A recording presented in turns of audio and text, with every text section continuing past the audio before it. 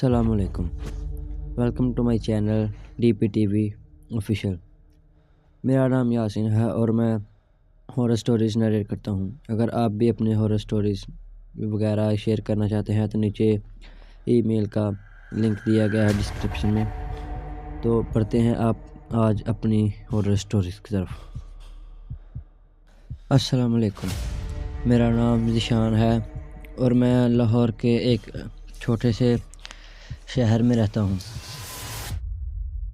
یہ میری اپنی کہانی نہیں ہے، لیکن جب ہم چھٹیاں منانے کے لیے سکردو اور گلگت بلوچستان کے پہاڑی علاقوں سے گزر رہے تھے تو میری امی نے کہا کہ انہوں نے سنا ہے کہ کچھ زیادہ سنسان پہاڑوں میں جن رہتے ہیں، اور ان کی ایک سہیلی نے تو کچھ ایسا بھی دیکھا ہے کہ دیکھ کر بندہ حیران رہ جائے۔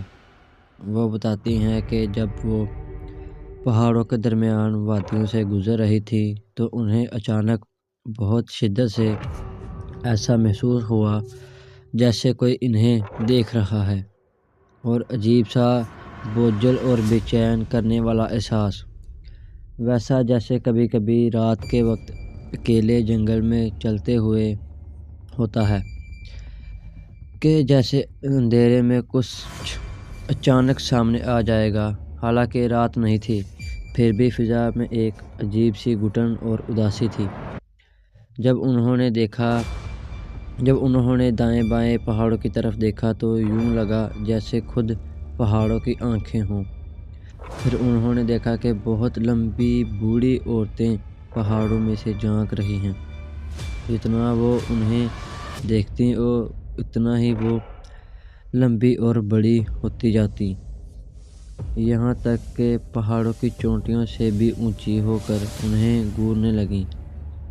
جیسے ہی وہ وادی سے نکل گئیں وہ سب غائب ہو گئیں۔ یہ کوئی بہت زیادہ ڈراؤنی کہانی نہیں ہے اور نہ ہی وہ خاص ڈری تھی، مگر پھر بھی دلچسپ ہے۔ میرے خیال میں تو اس سے زیادہ ڈراؤنی چیز تو خود سکردو کے ہائی وے روڈ ہیں، ایک ہی لین اور سڑک جو سیدھی کھائی کے کنارے جاتی ہے۔ سامنے سے ٹرک آ رہے ہوتے ہیں اور نیچے دور گہرائی میں گری ہوئی گاڑیوں کا ملبہ نظر آتا ہے۔ یہ میری چھوٹی سی کہانی ہے، امید ہے کہ آپ شیئر کریں گے۔ اللہ حافظ۔ تو بہت شکریہ آپ کا، آپ نے ہمیں سٹوری اپنی شیئر کی۔ بڑھتے ہیں ایک اور سٹوری کی طرف۔ السلام علیکم، یہ کہانی میرے دادا نے سنائی تھی، جو کہ ایک پنجاب کے چھوٹے سے گاؤں کے کنارے ایک پرانی حویلی کے بارے میں تھی۔ ہمارے دادا بتاتے تھے کہ لوگ کہتے تھے کہ وہاں کوئی نہیں رہتا، لیکن رات کو وہاں سے عجیب عجیب آوازیں آتی تھیں۔ گاؤں کے 3 دوست علی، سمیر اور زویا بہت ہی ہمتی تھے۔ انہوں نے فیصلہ کیا کہ وہ اس حویلی کے راز کو جان کر رہیں گے۔ ایک رات جب چاند پورا چمک رہا تھا، وہ تینوں ٹارچ لے کر حویلی کے اندر گئے۔ انہوں نے دروازہ کھولنے کی کوشش کی، لیکن دروازہ نہیں کھل رہا تھا۔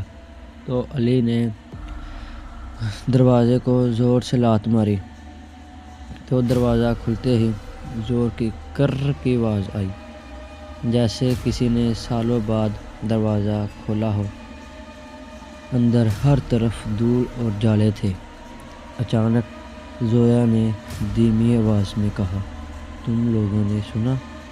کسی نے میرا نام لیا۔ علی اور سمیر ہنس دیے۔ یہاں تو کوئی نہیں ہے، مگر پھر بھی سیڑھیوں سے ٹھک ٹھک ٹھک کی آوازیں آنے لگیں، جیسے کوئی دھیرے دھیرے نیچے اتر رہا ہے۔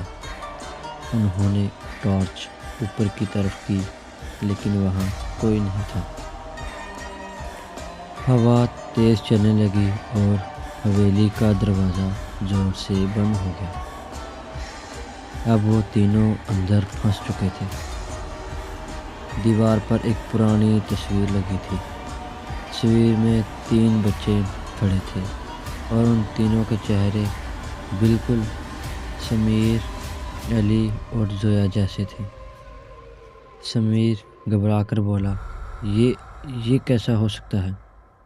تبھی ان کے پیچھے ایک ٹھنڈی آواز آئی، تم واپس آ گئے میرے بچوں؟ وہ تینوں ڈر کے مارے پلٹ کر دیکھتے ہیں لیکن وہاں کوئی نہیں ہوتا۔